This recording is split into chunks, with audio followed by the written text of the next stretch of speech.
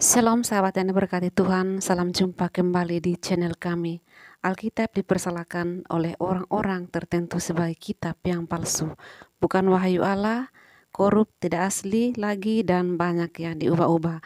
Tetapi baiklah kita berterus terang bahwa kalau tuduhan itu datangnya dari orang-orang non-muslim, kita masih bisa memahaminya. Namun bila mereka itu muslim, maka sulit untuk mencari dasar tuduhannya. Mungkin tuduhan ini jika datangnya dari kalangan muslim, maka yang menuduh ini tentulah kurang memahami ajaran Al-Quran atau terlanjur membutakan hatinya sendiri, karena Al-Quran justru membenarkan Taurat dan Injil bukan satu kali saja tetapi berkali-kali. Baiklah kita menyimak murtadin dan mu'alaf berikut ini. Berfirman tahun 1 sampai tahun 1441 Hijriah, Al-Quran tidak pernah berubah. Bible Kristen setiap saat berubah. Saudara-saudaraku yang muslim, ikhwan fillah, ukhti fillah, saudara, berbagai grup di media sosial Indonesia, grup debat, entah itu grup WA, itu banyak sekali mereka itu ratusan bahkan ribuan muslim kekeh mengatakan bahwa Al-Quran tidak pernah berubah dan tidak pernah direvisi. Bahkan mulut-mulut biadab muslim mengejek kitab orang Kristen, katanya tiap tahun direvisi. Wow, saya ketawa saja menghadapi orang-orang gebo coba dibalik. Memang betul tiap-tiap tahun kitab sucinya orang Kristen di seluruh dunia itu direvisi. Tapi perlu saudara-saudara ketahui sekalipun bahwa yang direvisi dalam kitab Kristen kitab Kristen itu hanya terjemahannya. Tetapi kitabnya yang asli masih sampai sekarang tidak pernah direvisi dalam bahasa aslinya, bahkan dalam tulisan aslinya. Sedangkan Al-Quran itu terakhir muncul 1924 ketika Turki Utsmani hancur berantakan dan tidak ada cerita lagi setelah itu. Harus Anda pahami itu, bahwa hanya terjemahannya saja revisi kitab orang Kristen itu.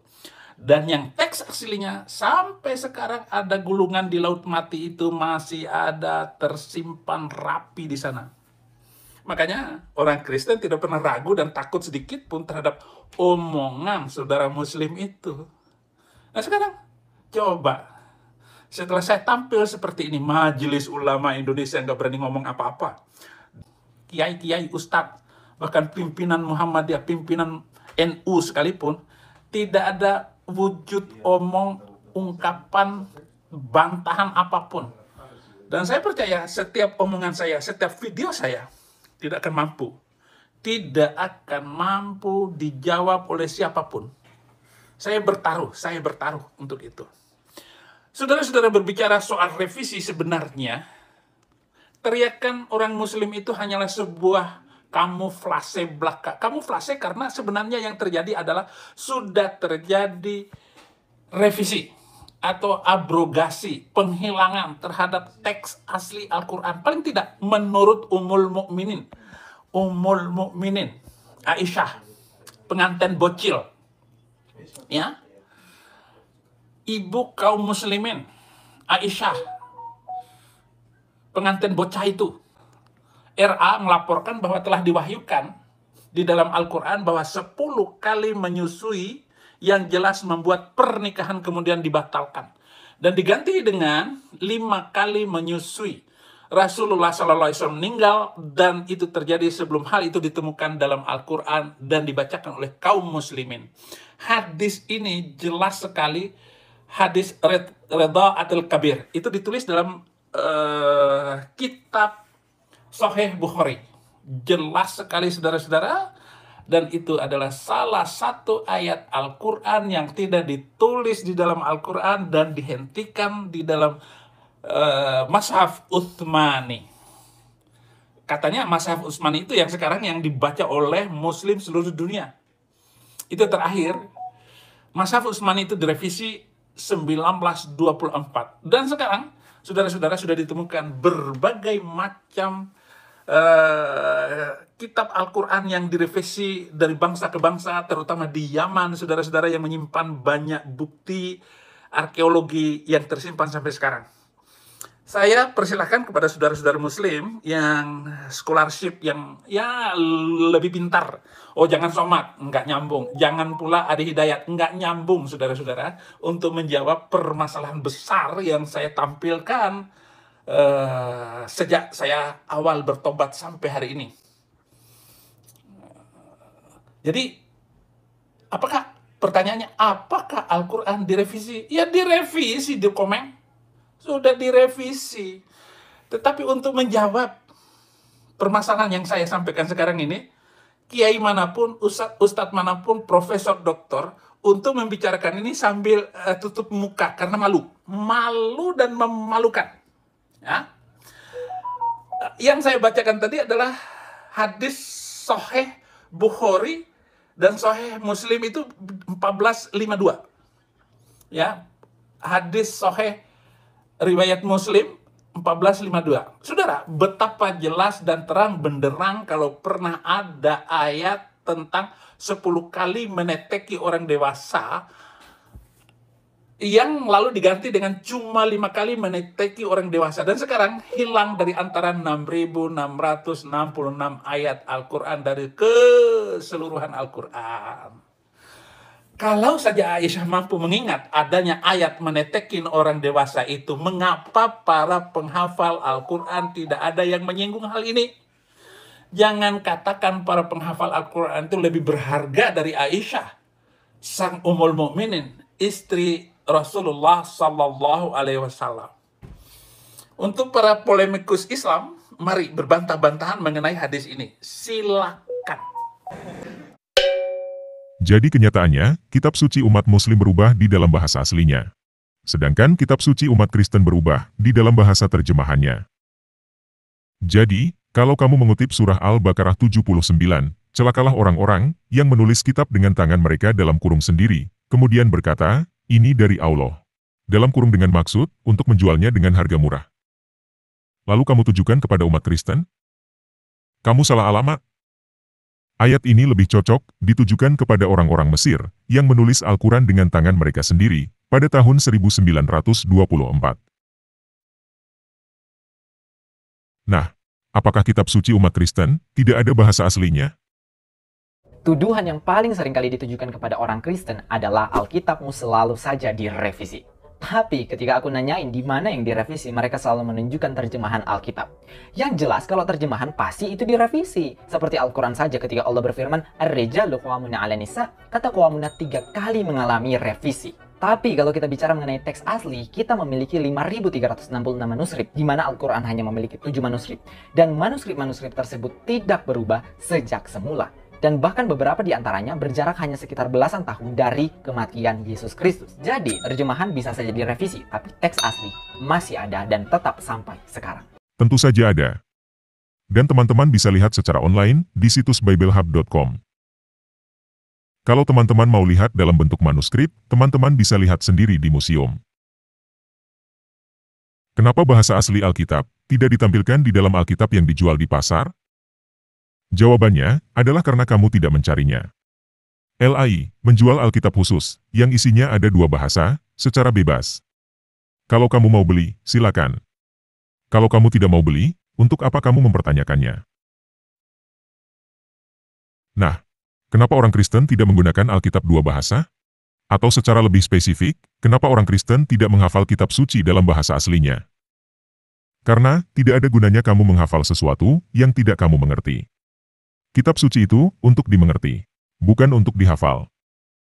Lagian, sebenarnya ada orang-orang Kristen yang hafal Alkitab. Hanya saja, tidak ada yang pamer membanggakan diri karena hafal Alkitab. Karena, sesuatu adalah kitab suci atau bukan, memang tidak dinilai dari apakah bisa dihafal. Banyak tuh yang hafal kitab undang-undang, tetapi kitab undang-undang bukan kitab suci. Jadi terserah kamu, jika menurut kamu, kitab kamu suci, karena bisa dihafal. Tetapi menurut saya, menghafal sesuatu yang tidak dimengerti adalah sebuah kebodohan. Bagi saya, dan setahu saya bagi semua umat Kristen, kitab suci itu harus bisa dimengerti, bukan harus bisa dihafal. Karena kitab suci itu harus bisa bermanfaat untuk membuat kehidupan kita menjadi lebih baik.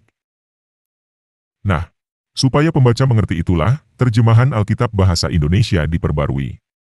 Bukan karena bahasa aslinya berubah, tetapi karena bahasa Indonesia berubah. Contohnya, di dalam 1 Raja-Raja 7 ayat 17, terjemahan baru edisi pertama, terdapat kata ganja. Dibuatnya pula 2 jala-jala untuk ganja yang ada di kepala tiang itu. Jala-jala itu semacam kawat berpilin, semacam untaian rantai. 1 jala-jala untuk ganja yang satu, dan 1 jala-jala untuk ganja yang kedua. Nah, apa arti kata ganja? Kalau masyarakat Indonesia zaman sekarang mendengarkan kata ganja, yang dipikir adalah tanaman yang mengandung zat narkotika. Tetapi masyarakat Indonesia pada zaman dulu, pada tahun 1974, ketika Alkitab terjemahan baru edisi 1 diterbitkan, arti ganja adalah bagian keris yang melekat pada bilah, atau gagang, atau pegangan kujang. Jadi kata ganja di dalam 1 Raja-Raja 7 ayat 17 itu harus diubah, bukan karena edisi 1 salah, dan bukan karena orang Kristen mau mengubah maknanya. Tetapi karena bahasa Indonesia yang berubah. Teks aslinya berbunyi apa? סבכים מעשה, סבכה גדילים מעשה, שרשרועות לכותרות אשר על הראש העמודים, 7 לכותרת, האחת ו7 לכותרת השניתה. Kamu ngerti gak? Kalau gak ngerti, untuk apa dihafal? Nah, kata ganja di dalam teks aslinya adalah לכותרות, kata apa yang cocok untuk menerjemahkan לכותרות, di dalam bahasa Indonesia sekarang ini? Kata ganja sudah tidak cocok. Apakah berarti Alkitab terjemahan baru edisi 1 salah? Tidak. Bagi orang Indonesia, pada tahun 1974. Tetapi sekarang ini, orang Indonesia tahun 2023, sudah tidak mengerti apa arti kata ganja di situ. Jadi Lai mengganti kata ganja itu dengan kata balok pada terjemahan baru edisi 2. Apalagi yang berubah? Penggunaan kata dari dan daripada. Teman-teman bisa lihat bagaimana Presiden Soeharto menggunakan kata daripada di pidato-pidatonya. Tetapi bahasa Indonesia zaman sekarang sudah tidak seperti itu lagi. Sekarang ini, kata daripada dipergunakan sebagai perbandingan, sedangkan kata dari dipergunakan sebagai penunjuk sumber. Oleh karena itu, penggunaan kata dari dan daripada diperbarui di dalam terjemahan baru edisi 2. Contohnya, di Matius 6 ayat 13 terjemahan baru edisi 1, dan janganlah membawa kami ke dalam pencobaan. Tetapi lepaskanlah kami daripada yang jahat. Di edisi 2 menjadi, dan janganlah membawa kami ke dalam pencobaan. Tetapi lepaskanlah kami dari yang jahat. Apakah mengubah makna? Tidak. Apakah edisi 1 salah? Tidak. Untuk orang Indonesia pada tahun 1974. Hal lain yang berubah adalah ejaan baku. Misalnya sorga menjadi surga. Korban menjadi kurban. Sekali lagi, apakah edisi 1 salah? Tidak. Tetapi sekali lagi, bahasa Indonesia yang sudah berubah sejak tahun 1974. Perubahan Alkitab terjemahan baru dari edisi 1 menjadi edisi 2 kurang lebih seperti itu. Bukan karena orang Kristen mengubah isi Alkitab, tetapi karena bahasa Indonesia berubah. Contoh lain adalah di dalam Mazmur 126, ayat 2-3 edisi 1 tertulis, Tuhan telah melakukan perkara besar kepada kita. Maka kita bersukacita. Maksud perkara di situ adalah urusan atau persoalan. Tetapi sekarang ini, ketika kita mendengarkan kata perkara, yang kita pikirkan adalah kasus hukum. Oleh karena itu, pada edisi 2 diubah menjadi, Tuhan telah melakukan perbuatan besar kepada kita. Maka kita bersukacita. Amos 5 ayat 7 edisi 1 tertulis, Hai kamu yang mengubah keadilan menjadi ipuh, dan yang mengempaskan kebenaran ke tanah. Kamu tahu arti ipuh? Gak tahu? Sekarang edisi 2 diubah menjadi, Hai kamu yang mengubah keadilan menjadi racun pahit. Galatia 5 ayat 9 edisi 1 tertulis, sedikit lagi, sudah menghamirkan seluruh adonan. Kamu tahu arti menghamirkan? Sekarang Galatia 5 ayat 9 edisi 2 menjadi, sedikit lagi, sudah membuat seluruh adonan mengembang. Nehemia 1 ayat 8 edisi 1 tertulis, ingatlah akan firman yang kau pesan kepada Musa, hambamu itu. Yakni, Bila kamu berubah setia, kamu akan kucerai-beraikan di antara bangsa-bangsa. Kata berubah setia di situ diganti menjadi berlaku tidak setia pada edisi 2. Nah, itu adalah contoh-contoh perubahan dari terjemahan baru edisi 1 menjadi edisi 2. Apakah banyak yang berubah? Tentu saja banyak. Apakah orang Kristen mengubah makna kitab suci? Tentu saja tidak. Bukan orang Kristen yang mengubah makna, tetapi makna di dalam bahasa Indonesia yang sudah berubah. Apakah orang Kristen menjadi goyah imannya karena LAI merevisi Alkitab? Tentu saja tidak. Jadi, jika kamu mentertawakan orang Kristen, atau berharap orang Kristen keluar dari agamanya karena LAI merevisi Alkitab, itu berarti kamu adalah orang kurang cerdas, yang cuma bisa menghafal tanpa mengerti. Kalau kamu mau menjadi orang yang cerdas, berhentilah buang waktu untuk menghafal apa yang tidak kamu mengerti. Jelas ya? Nah, seperti yang saya katakan di awal, saya juga adalah reseller Alkitab terjemahan LAI. Jadi, buat teman-teman yang mau membeli Alkitab LAI, terjemahan baru edisi kedua, teman-teman bisa klik link yang ada di deskripsi video ini, atau berkunjung ke tokopedia.com/openbiblika. Buat teman-teman yang mau Alkitab, yang sudah tidak ada kata Allahnya, informasi yang bisa saya berikan adalah, Alkitab LAI terjemahan baru edisi kedua, masih menggunakan kata Allah. Jadi buat teman-teman yang mau Alkitab, yang sudah tidak ada kata Allahnya, teman-teman bisa beli Alkitab terjemahan Yayasan Lentera Bangsa, ILT edisi 4, atau Bahasa Indonesia Lugas. Selain itu, teman-teman juga punya alternatif untuk membeli Alkitab IMB, terjemahan Yayasan Anugerah Kebenaran Indonesia, di tokopedia.com/openbiblika juga. Bible yang kau pegang bukanlah Injil. Oh, itu Injil. Mana kitab Injil yang asli? Asli, kita memiliki 5.366 manuskrip, di mana Al-Quran hanya memiliki 7 manuskrip. Dan manuskrip-manuskrip tersebut tidak berubah sejak semula.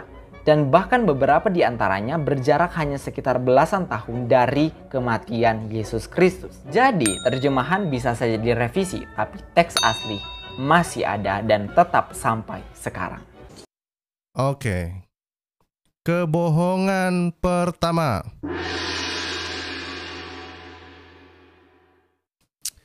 Kebohongan pertama adalah Al-Quran. Mereka mengatakan, Muslim mengatakan bahwa Al-Quran ini tetap utuh, ya, atau lestari, ya, lestari sejak pertama kali diwahyukan, ya, dan bahkan beberapa ulama-ulama Islam, cendekiawan Muslim juga selalu mengatakan bahwa bahkan titik komanya itu pun tidak berubah. Saya pikir saya tidak lagi mau mengulang-ulang hal ini. Ini adalah sebuah kebohongan yang berabad-abad telah dipelihara, ya. Dan saya pikir ini adalah sebuah kebohongan yang harus dibongkar dan harus diteruskan kepada Muslim, bahwa pernyataan-pernyataan yang menyebutkan bahwa Al-Quran itu tetap utuh sejak pertama kali diwahyukan kepada Muhammad, itu adalah sebuah kebohongan luar biasa, ya. Ini sebuah kebohongan luar biasa, bukan hanya klaim tapi bohong, ya. Bohong, ya. Faktanya seperti apa kalau kita telusuri? Tidak ada satupun Al-Quran yang utuh dari zaman Muhammad dan Utsman, ya. Bayangkan. Kenapa ini penting? Karena kalau Muslim mengatakan bahwa ada Al-Quran utuh sejak pertama kali diwahyukan, itu artinya kita berharap pada abad ke-7 atau pada masa Muhammad atau masa Utsman itu ada Al-Quran yang utuh, yang bisa kita lihat, oh oke, berarti memang tidak ada perubahan di dalam Al-Quran mulai dari masa Utsman, mulai dari masa Muhammad, masa Utsman hingga saat ini. Harusnya itu untuk melegitimasi, untuk memvalidasi kebohongan ini, ya, memvalidasi klaim ini. Tetapi ternyata ini tidak bisa dibuktikan, maka ini hanyalah sebatas kebohongan saja, ya. Nah, jadi tidak ada, sekali lagi tidak ada satupun Al-Quran yang utuh dari zaman Muhammad. Itu tidak bisa ditemukan sama sekali. Dan bukan hanya itu, ya, ada banyak versi Al-Quran yang memiliki penulisan kata yang berbeda. Jadi bukan hanya titik komanya yang berubah, ya, bukan hanya titik komanya yang berubah, ya, tapi ada perubahan penulisan kata-kata. Makanya kalau misalnya kita telusuri, ya, ini adalah salah satu informasi yang menurut saya penting sekali untuk disampaikan kepada Muslim, ya. Lihat grafik ini yang ada di sebelah kanan, ya. Saya akan mencoba untuk menjelaskan secara singkat kepada Muslim, ya, apa maksudnya grafik ini. Perhatikan di grafik ini, saya sudah mengasih di situ di sebelah kanan bahwa itu ada 96%. Maksudnya apa? Artinya bahwa ada muatan 96% Al-Quran itu dimuat di dalam grafis ini, ya. Tetapi apakah muatan yang 96% itu ada di dalam Al-Quran yang utuh? Tidak Ferguson, ya. Ferguson tidak, ya. Semuanya ini justru ternyata dikumpul-kumpulkan dari berbagai manuskrip yang ada. Coba perhatikan yang di sebelah kiri, ya. Kalau kita perhatikan ada untuk memenuhi, ya, grafis ini hingga 96%, ya, isi atau konten dari Al-Quran itu butuh sekitar 63 manuskrip. Ya, butuh berapa? 63 manuskrip, ya, yang mana itu semua di carbon date lah, atau diperkirakan itu harus di tahun 719 Masehi, ya. Jadi bayangkan ini semua justru manuskrip yang dikumpulkan, ya, atau kita bisa bilang hingga 719 Masehi. Nah, perhatikan itu lebih detail, ya.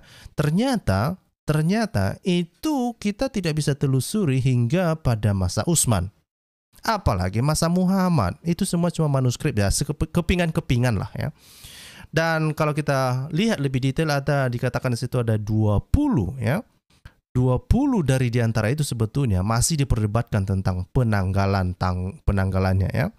Nah, kemudian juga dikatakan di situ ada 9, ya. Ada 9 dari manuskrip itu justru diperkirakan muncul setelah tahun 719, ya. Wah, ini semakin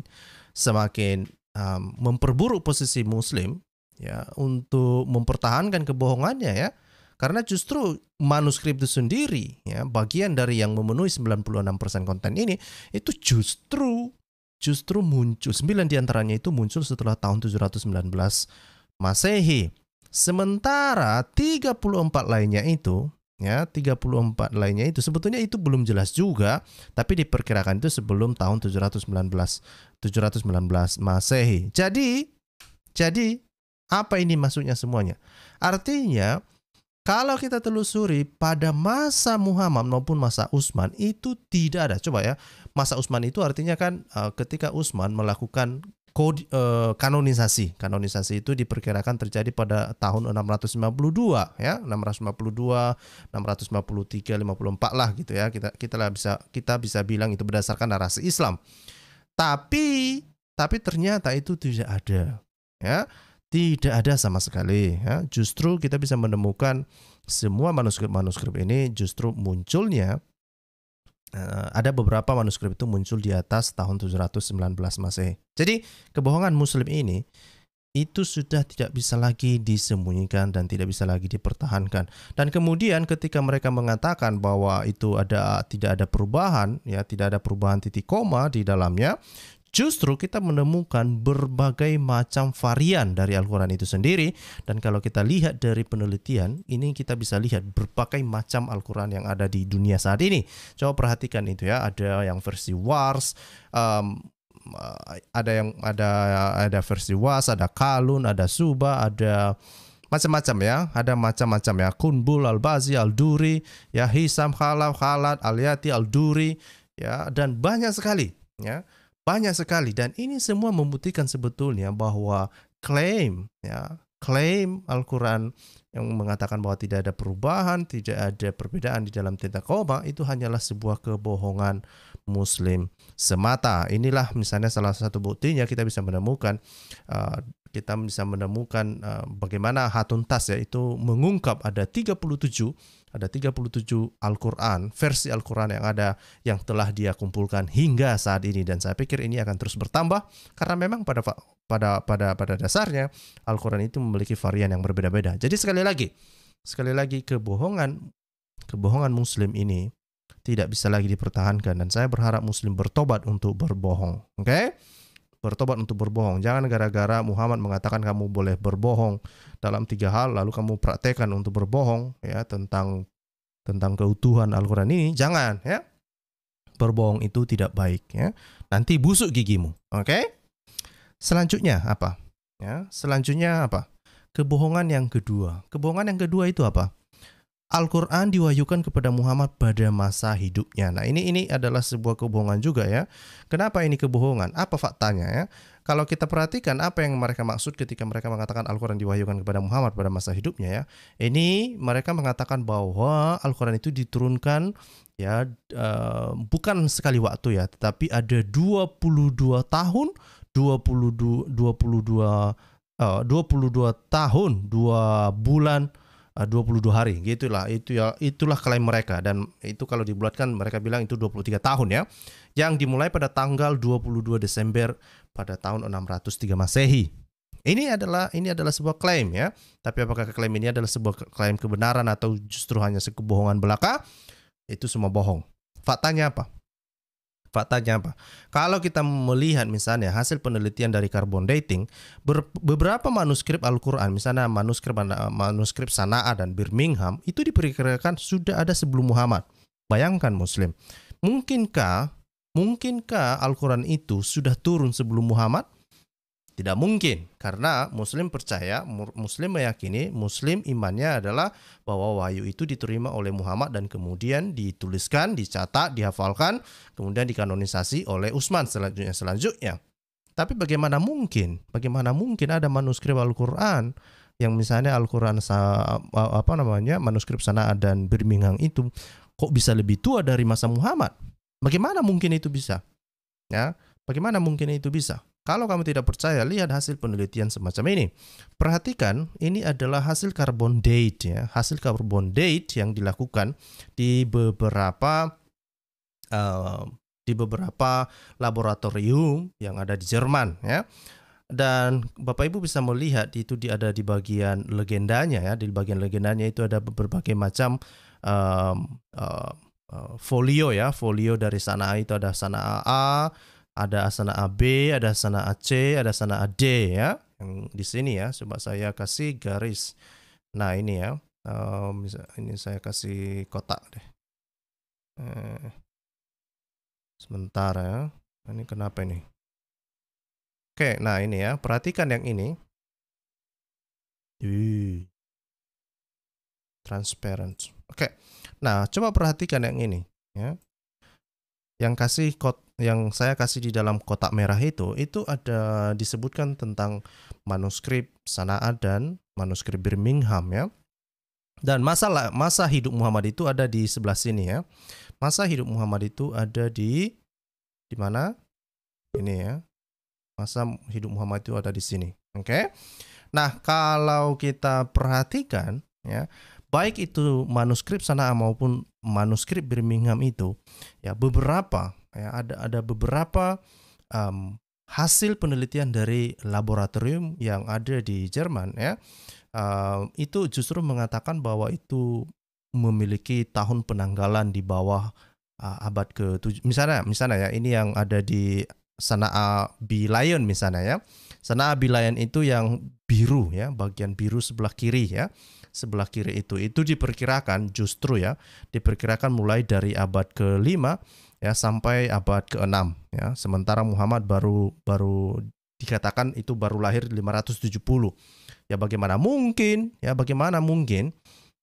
ini bisa terjadi ya? Apakah mungkin Al-Quran itu turun sebelum Muhammad lahir gitu? Tidak mungkin ya, tidak mungkin. Nah, beberapa para peneliti mereka sebetulnya sudah mulai meragukan hal ini sejak lama ya, dan mereka mengatakan ya mungkin saja lah ya, karena ini kan dari kulit binatang ya, mungkin mereka bilang mungkin kambingnya itu makan terlalu banyak makan seafood katanya, makanya bisa awet sampai 200 tahun atau 300 tahun barulah dituliskan ayat-ayat Al-Quran yang diterima dari Muhammad ya. Itu sih sebetulnya banyak peneliti mengatakan demikian karena mereka mencoba untuk mengolok-olok ya, karena klaim-klaim daripada Muslim ini menjadi bahan olok-olok bagi mereka sekarang ini karena melihat hasil penelitian semacam ini. Juga misalnya kalau kita lihat folio Sana'a E ya, folio Sana'a E Kail misalnya, itu diperkirakan justru di abad ke-5 sampai awal abad ke-6 ya. Ya, jauh sekali, sementara itu Muhammad baru muncul di abad ke-7 ya. Wah, itu parah ya. Jadi perhatikan di situ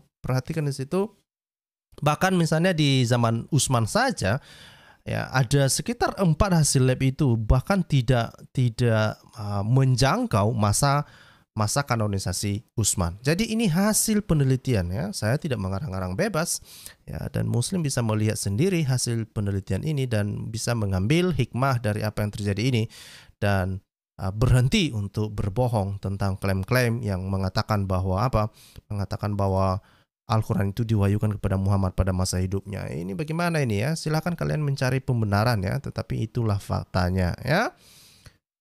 Oke, itu adalah kebohongan yang kedua. Kebohongan yang ketiga apa? Kebohongan yang ketiga ini adalah Al-Quran tidak memiliki kontradiksi di dalamnya. Ini adalah sebuah kebohongan yang terus disuarakan terus ya. Banyak orang percaya hanya gara-gara diulang-ulang, ya Al-Quran tidak berkontradiksi, Al-Quran tidak ada kontradiksi di dalamnya. Faktanya seperti apa? Justru Al-Quran itu penuh dengan kontradiksi. Bahkan ada beberapa ayat Al-Quran yang berkontradiksi dalam ayat yang sama. Ngeri ini coy. Ya. Bukan hanya berkontradiksi antar ayat, bahkan di dalam satu ayat pun itu ada yang berkontradiksi sendiri. Ya. Ada, dan saya pernah itu membahas hal ini, membahas beberapa ayat dalam satu ayat yang sama itu berkontradiksi dengan pernyataannya sendiri. Dan saya pernah berdiskusi dengan Muslim mengenai hal ini dan ya tentulah mereka mencoba untuk bertakiyah ya.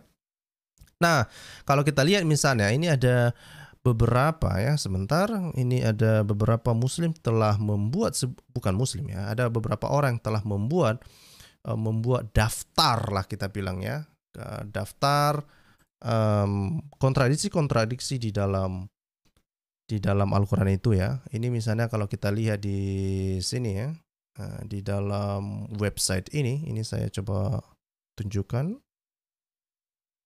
Oke, ini saya berharap ini kelihatan ya. Ini ada kontradiksi-kontradiksi di dalam Al-Quran ya. Misalnya itu apa ya? Kalau kita lihat ini ada misalnya kontradiksi tentang pengampunan Adam, waktu instruksi Allah kepada Nuh ya. Ini Muslim bisa baca ini cerita-cerita ini, Ibrahim dan berhala, Ibrahim dan malaikat, Lot dan para malaikat, tanggapan dari kaum Lot dan macam-macam semuanya ya.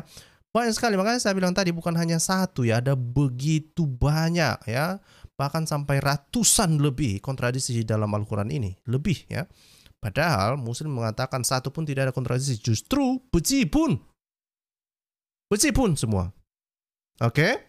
Nah, jadi sekali lagi saya berharap Muslim berhenti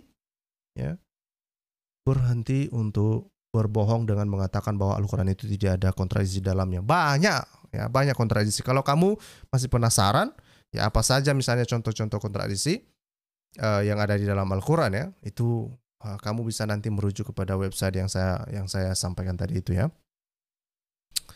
Itu adalah faktanya. Oke? Lanjut kita ke nomor 4 ya. Nomor 4 apa?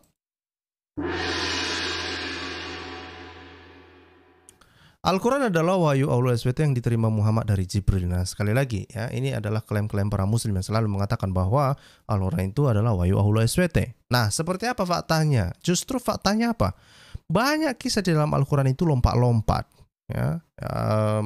Makanya beberapa para peneliti itu sebetulnya pusing mereka tujuh keliling ya, pusing tujuh keliling. Dan juga sebetulnya bukan hanya non Muslim ya, tapi Muslim sendiri sebetulnya pusing juga membaca Al-Quran ini. Kenapa? Karena kisahnya itu nggak nyambung ya. Kadang misalnya satu ayat dua ayat dimunculkan, lalu ayat berikutnya nggak nyambung ya, dan susah untuk di tracking ya, ini sebetulnya dia bicara apa ya kan.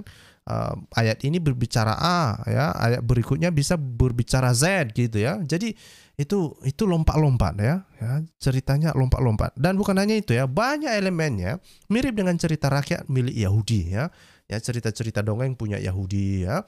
Kemudian juga ada dongeng-dongeng beredar pada masa sebelum abad ke-7. Misalnya apa? Seven Sleeper lah, kematian Salomo lah, yang mana ini lucu ini ya. Kematian Salomo ini dikatakan bahwa orang baru sadar ketika Salomo itu meninggal setelah dia terjatuh, sehabis itu tongkatnya itu dimakan oleh rayap. Ngeri itu coy, setahun katanya ya. Beberapa penafsir Al-Quran mengatakan bahwa itu rayap itu memakan tongkatnya Salomo itu selama setahun, dan itu baru disadari bahwa Salomo telah meninggal. Coba bayangkan, apakah selama setahun itu Salomo nggak dicari-cari keluarganya? Apakah Salomo selama setahun sebelumnya, apakah Salomo tidak pernah makan, nggak pernah minum, sehingga atau tidak pernah ke toilet, dan dia tidak pernah berhubungan dengan istrinya? Makanya orang tidak tahu bahwa Salomo telah meninggal, dan meninggal berdiri dengan stiknya, dan baru disadari setelah dia terjatuh, setelah habis dimakan, setelah stiknya itu atau tongkatnya itu dimakan rayap, baru disadari. Dari mana semua cerita ini? Semua cerita dongeng yang sudah berkembang sebelum abad ke-7. Atau misalnya karpet terbang itu juga dongeng ya. Semut yang berbicara itu juga dongeng, dan banyak sekali dongeng-dongeng lainnya ya. Banyak sekali dongeng lainnya. Kalau misalnya kita lihat di sini ada begitu banyak ya. Ini misalnya ada paralel antara Al-Quran dan kisah-kisah yang ada di dalam Judeo-Kristian ya. Artinya pra-Islam, cerita-cerita sastra Yahudi, Kristen anti akhir ya. Dan itu banyak sekali misalnya kita bisa melihat di dalamnya. Misalnya misalnya itu tentang kisah yang ada di dalam misalnya Talmud ya. Kemudian Gagak pemakan Habel, kata-kata Habel kepada Kain, Abraham menjadi seorang monoteis ya. Nah, ini beberapa waktu yang lalu itu si Muhammad Ali menyinggung tentang peristiwa Abraham ini keluar dari tungku api katanya, dan dia mengatakan bahwa itu adalah sebuah kisah historis katanya ya. Kenapa dia harus mengatakan itu kisah historis ya? Karena memang Al-Quran mencatat demikian. Ya tentulah mereka harus mempertahankan hal itu. Tapi setelah penelusuran sejarah, ternyata itu hanyalah sebuah kisah atau sebuah penafsiran kreatif dari para rabi-rabi Yahudi yang kemudian diadopsi oleh Al-Quran. Pertanyaannya, apakah orang Yahudi itu adalah Aulu SWT sehingga Muslim harus percaya bahwa kisah tersebut adalah sebuah kisah yang historis? Ya terserah kalian ya. Ada banyak kisah-kisah yang lain yang sebetulnya berasal dari dongeng-dongeng Yahudi dan dongeng-dongeng yang berkembang pada masa Kristen sebelum abad ke-7 ya. Misalnya Abraham dan idolanya, kemudian Abraham diselamatkan dari api ya, seperti yang saya bilang tadi itu. Kemudian rumah yang dibangun oleh Ibrahim dan Ismail, Ka'bah ya. Kemudian tunik Yusuf yang berumulan darah dan bla bla bla. Kemudian iblis dan penolakannya untuk bersujud, jin yang diciptakan dari api ya. Kemudian 4 kisah dalam surat Al-Kahfi, Yesus, Maria dan pohon palem ya, pohon kurma ini ya, yang mana si Maryam dalam kisah Al-Quran itu menggoyang-goyangkan pohon kurma coy. Bayangkan ibu baru melahirkan itu bisa memiliki tenaga yang sangat kuat menggoyang-goyangkan pohon palem. Ngeri ya. Dan ternyata itu justru bisa ditemukan di dalam Injil-Injil apokrif ya. Misalnya Injil Pseudo-Matius ya. Kemudian Yesus berbicara dari buaya ya. Kemudian juga Yesus dan burung tanah liat. Itu semua cerita-cerita dongeng. Tapi Muhammad mengadopsinya atau Islam mengadopsinya ya, dan itu ada di dalam Al-Quran, dan mereka mengatakan bahwa itu adalah semua wahyu dari Allah SWT. Padahal itu dikarang oleh orang-orang sebelum Islam ada. Pertanyaannya, jangan-jangan Allah SWT itu adalah orang-orang yang mengarang cerita itu ya sebelum masa Islam. Wah, Muslim ayo dong, mikir ya. Dan bukan hanya itu, sebetulnya ada kisah-kisah misalnya tentang tuduhan-tuduhan Al-Quran yang sudah kita bahas beberapa waktu yang lalu itu, tuduhan Al-Quran terhadap Allah Tritunggal di dalam kekristenan ya, dan ternyata Al-Quran tidak memahami apa yang dimaksud dengan Tritunggal yang diimani oleh orang Kristen. Ini menarik. Oke? Nah, ada banyak kisah-kisah semacam ini sampai banyak sekali kisah-kisah semacam ini, bahkan tentang Ratu Seba, jin membantu Sulaiman membangun kuil, tubuh di singgasana Sulaiman, gunung yang menjulang di atas Bani Israel, bla bla bla semuanya ya. Semua banyak sekali kisah-kisah semacam ini yang ada di dalam Al-Quran, yang pada intinya apa? Pada intinya itu semua adalah kebohongan ya. Mereka percaya itu adalah wahyu. Padahal itu sebetulnya kisah yang sudah beredar sebelum Islam ada di abad ke ke-8. Ya, saya menyebut Islam ini ada di abad ke-8 ya, karena Islam ini susah kita menemukan jejaknya di abad ke-7 ya.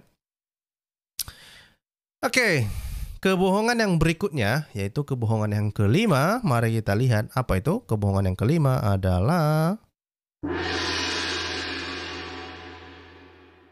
Muhammad lahir dan berdakwah selama 13 tahun di Mekah. Nah, ini kalau misalnya kita lihat di beberapa media online ya, misalnya ini saya kasih contoh deh ya. Ini misalnya di berita hari ini dikatakan sejarah dakwah Nabi Muhammad selama 23 tahun di Mekah dan Medina. Ini ngeri coy.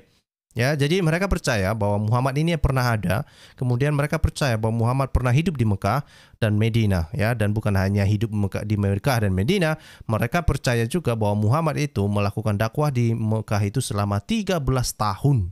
Bayangkan coy, ini bukan ece-ece ini. Ya, ini 13 tahun mereka mengatakan bahwa Muhammad pernah berdakwah di Mekah, dan bukan hanya satu website ya, misalnya juga di iNews Idea dikatakan di sini ada banyak website sebetulnya yang membahas tentang hal ini ya. Dan kalau kita perhatikan kebohongan ini, apakah kebohongan ini bisa dipertahankan lebih jauh? Tidak, Ferguson ya. Faktanya seperti apa ya? Tidak ada sumber Islam dan non-Islam. Perhatikan yang saya blok ini ya. Tidak ada sumber Islam dan non-Islam yang mengkonfirmasi keberadaan Muhammad di Mekah pada abad ke-7. Dan bukan hanya saya yang mengatakan ini ya, bahkan misalnya cendekiawan muslim pun mengakui hal demikian. Baik itu Muhammad Ali maupun Munim Siri misalnya. Munim Siri ini adalah seorang doktor yang ada di US ya, dia itu ada di Notre Dame ya.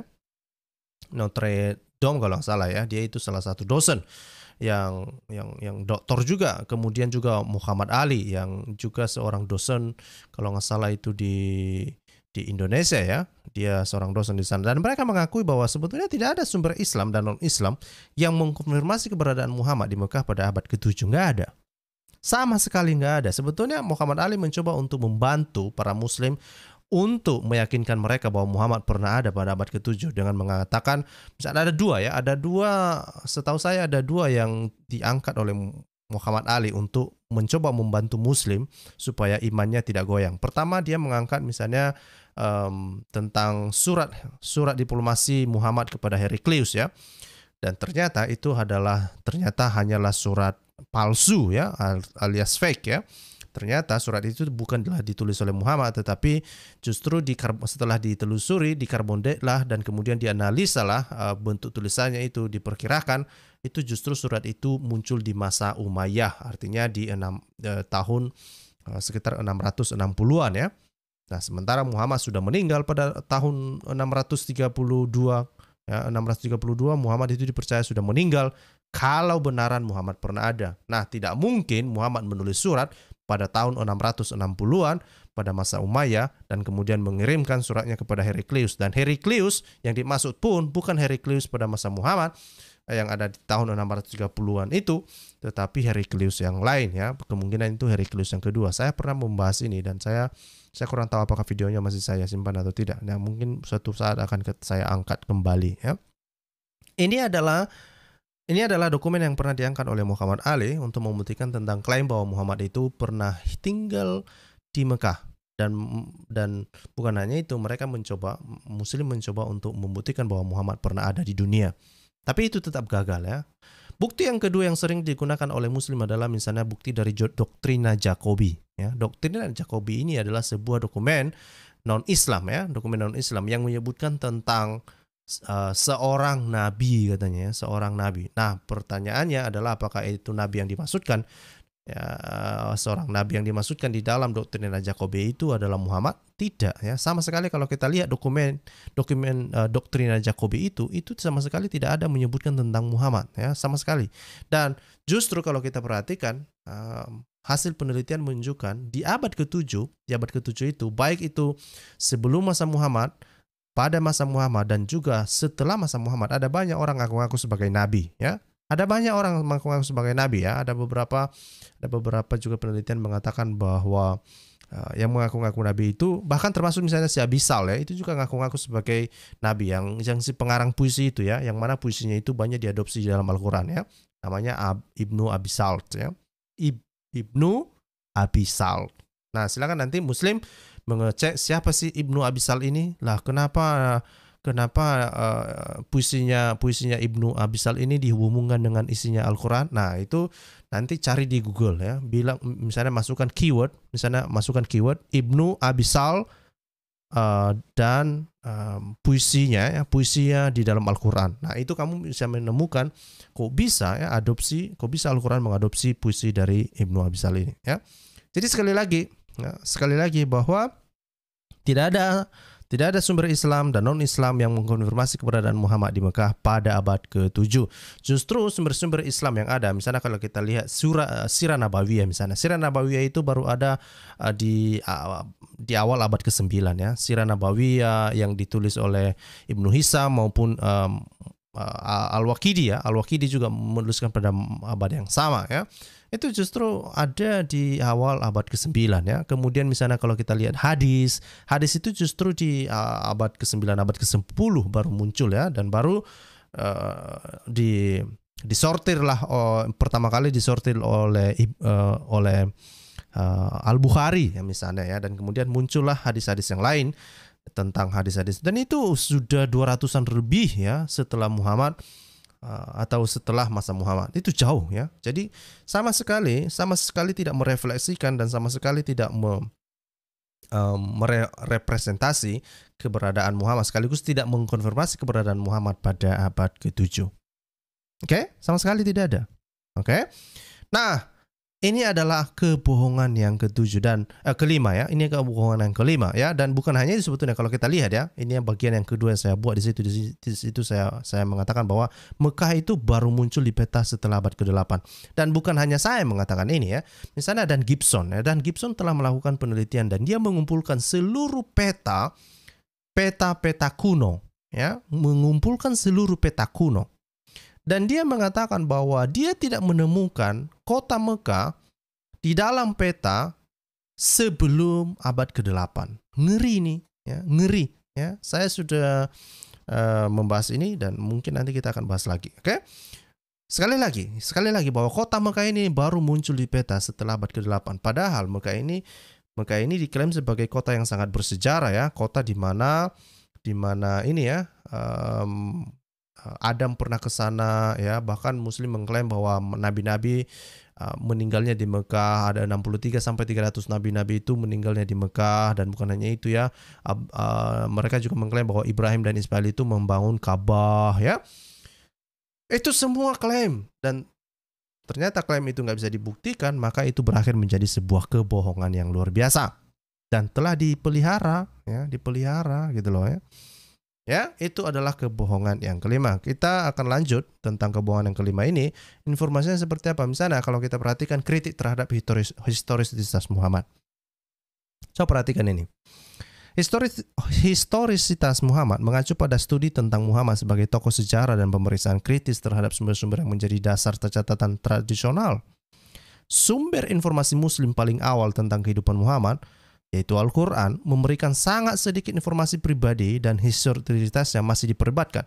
Ya, artinya apa? Artinya historisitas Muhammad ini diperdebatkan ya. Dipertanyakan lah kita bilang ya.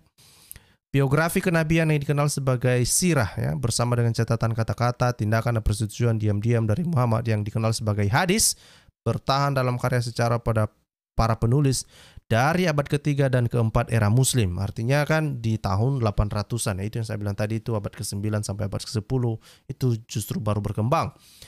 Dan memberikan banyak informasi tentang Muhammad ya, tetapi keandalan informasi ini sangat diperdebatkan di beberapa kalangan akademisi. Selain itu ada sejumlah kecil sumber non-muslim yang sejaman atau hampir sejaman yang membuktikan keberadaan Muhammad dan berharga baik dan dalam diri mereka sendiri maupun untuk dibandingkan dengan sumber-sumber muslim. Ya, sebetulnya tidak ada ya. Yang tidak ya. Ada sejumlah tidak ada sumber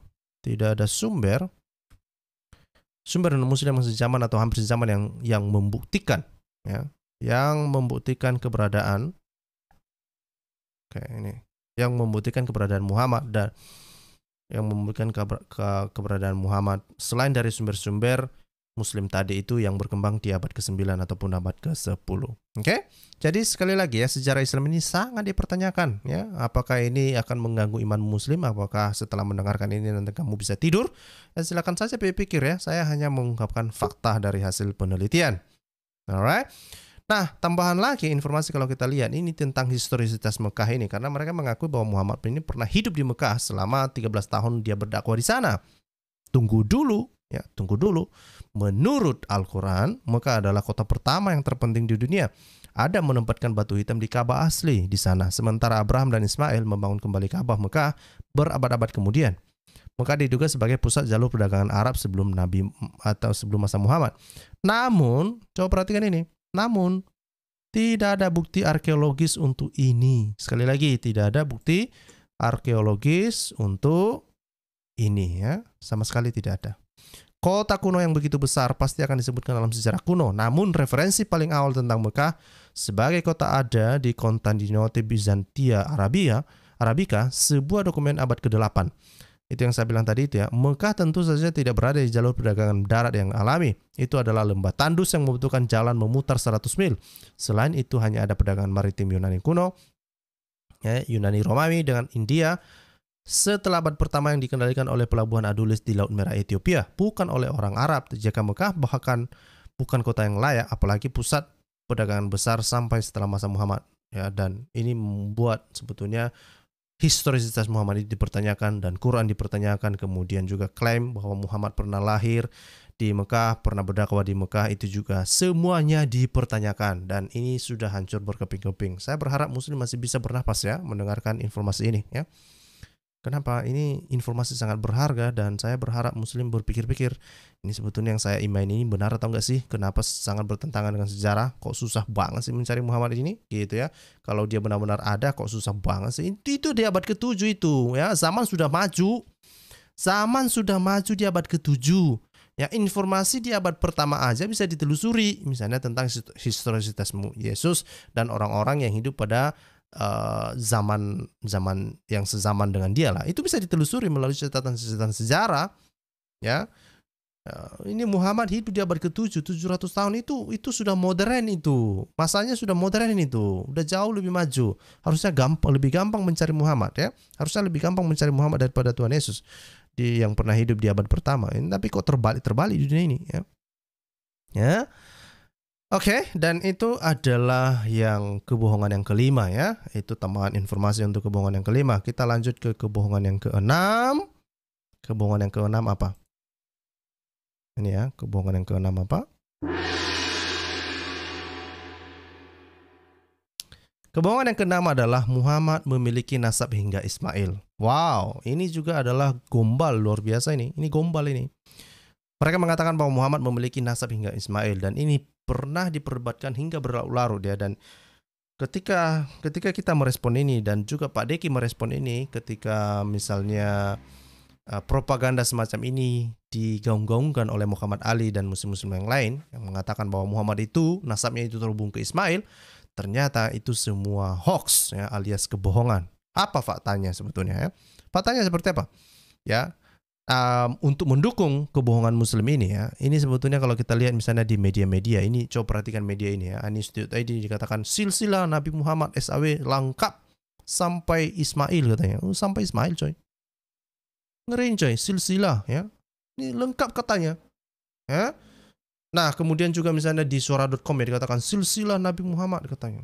Nah, ini silsilah Nabi Muhammad SAW yang perlu diketahui umat Islam hingga Nabi Adam. Bahkan bukan hanya kepada Ismail, sampai Adam coy, sampai Adam. Ngeri orang ini, klaimnya ngeri ini, ngeri ya. Nah, ada satu lagi misalnya dari Liputan 6 dikatakan silsilah nasab ya. Silsilah nasab Nabi mulia ya, nasab mulia Nabi Muhammad katanya lengkap hingga Nabi Ibrahim dan Adam. Ngeri nih coy.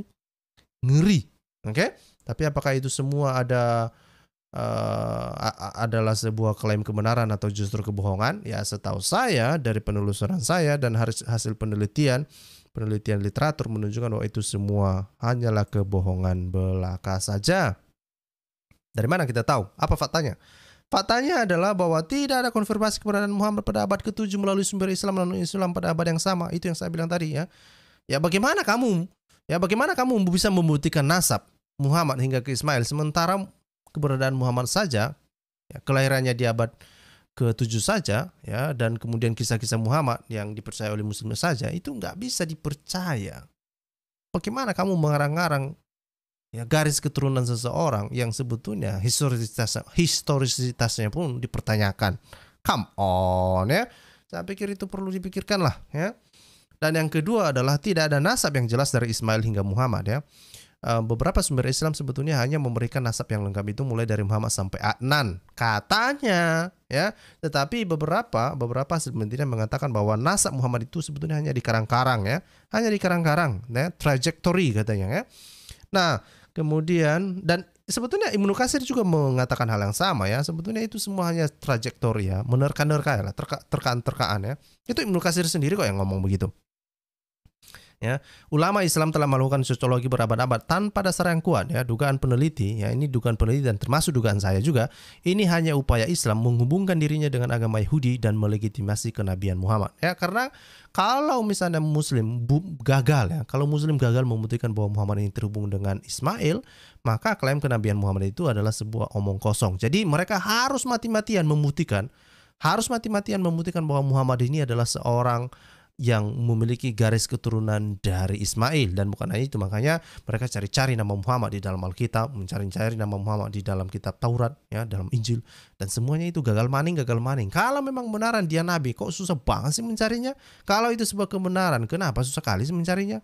Ya, jangan kamu tuduh orang mengatakan, oh kamu sudah mengubah-ubah kitab itu, makanya kami nggak bisa menemukan nama Muhammad. Oh enggak lah, itu nggak kayak gitu Ferguson, ya, nggak ada kayak gitu, ya. Ya, kalau memang nggak ada, ya nggak ada. Itu faktanya. Terima faktanya, ya, bahwa memang tidak ada nasab yang jelas dari Ismail hingga Muhammad, ya, dan itu hanya semua sekedar cocoklogi belaka, ya. Mari kita lanjut ke kebohongan yang ke-7. Apa itu?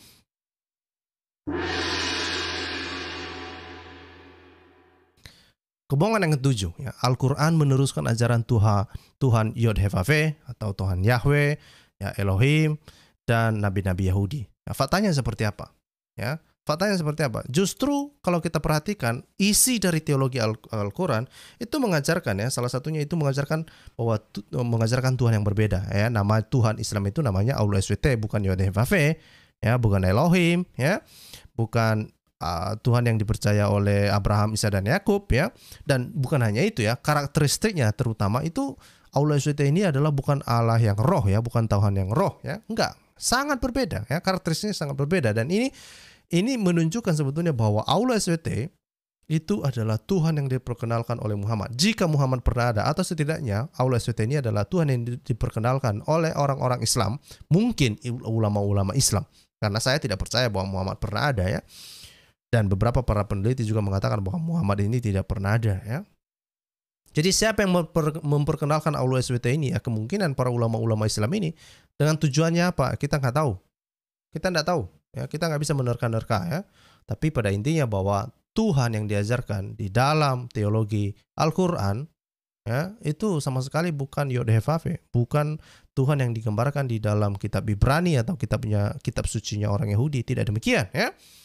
Tidak demikian, ya. Dan yang kedua adalah bahwa kisah tokoh Al-Quran lebih banyak mirip dengan kisah dongeng pra-Islam dan tidak terhubung dengan kisah-kisah tokoh yang ada di dalam kitab suci Yahudi, ya. Misalnya dalam kitab Ibrani, atau kalau Alkitab misalnya itu masuk di dalam bagian perjanjian lama. Ini PL, ya, bukan PB, tapi PL, oke? Nah, jadi itu justru kisah-kisah tokoh-tokoh yang ada di dalam Al-Quran itu aneh-aneh, ya, dan tidak terhubung dengan apa yang ada di dalam kisah kitab Ibrani, ya. Misalnya contoh, Musa itu bajunya dilarikan oleh batu. Kok bisa batu melarikan baju orang, ya? Dan bukan hanya itu, ya, dikatakan bahwa Musa itu sampai memukuli batu katanya. Memukuli batu, maksudnya dihajarnya batu gitu. Itu katanya, ya, dalam hadis diceritakan demikian, ya. Dan kisah-kisah yang lain, ya, kisah-kisah lain misalnya Musa itu katanya Al-Quran menceritakan Musa, ya, untuk membuat umatnya itu bertobat setelah mereka menyembah anak sapi katanya. Itu Musa menyuruh umatnya itu untuk bertobat dengan cara bunuh diri katanya. Ya enggak ada lah. Kalau kita lihat misalnya kitab Musa, ada 5 buku atau 5 kitab Musa yang ditulis oleh Musa, ya. dalam tanda kutip lah tentunya ya, itu tidak ada kisah kita menemukan bahwa Musa itu menyuruh umatnya untuk melakukan bunuh diri ya sebagai tanda pertobatan ya. Justru kita menemukan bahwa Musa meminta belas kasihan Tuhan supaya dia mengampuni umatnya, dan supaya apa? Supaya umatnya selamat, bukan malah bunuh diri. Gak kayak gitu ya. Kayak gitu, oke? Nah, jadi itulah ketujuh kebohongan yang dipelihara selama berabad-abad. Kebohongan Muslim yang dipelihara selama berabad-abad. Tentu ada banyak kebohongan-kebohongan yang lain. Ya, ada banyak kebohongan-kebohongan yang lain sebetulnya yang dipelihara oleh Muslim ya. Tapi ya mungkin di lain waktu kita akan membahasnya. Oke? Saya berharap Muslim ini mengambil informasi ini dengan baik dan kemudian memikirkannya ya, karena ini kita juga non Muslim ya, gerah juga ya. Karena kenapa? Gerah karena informasi-informasi kebohongan-kebohongan tersebut sudah beredar luas dan banyak pula orang yang mempercayainya. Tapi ya itulah, bersyukurlah kita bahwa internet ini telah membantu kita untuk melakukan penyebaran informasi yang lebih cepat. Sekali lagi, saya berharap Bapak Ibu berkenan untuk membagikan informasi ini. Ya, baik Bapak Ibu dan Saudara sekalian, mendengar tuduhan dari Bapak Mualaf dan jawaban dari seorang murtadin sangat berbeda jauh.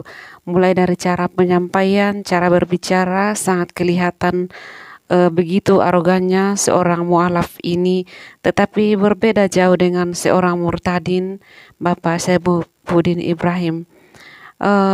Sesungguhnya bila mana kita bersikap fair dan rela hati, maka pusat rujukan kebenaran telah memvonis keaslian Alkitab tanpa bisa diperdebatkan lagi. Apalagi Quran sendiri tidak pernah menuduh dan memperingatkan umat Allah akan adanya Alkitab palsu yang menelan Alkitab Islami. Demikianlah Bapak Ibu Saudara sekalian, semoga video ini boleh mencerahkan pikiran kita semua. Sampai jumpa pada video kami berikutnya dan shalom, Tuhan Yesus memberkati.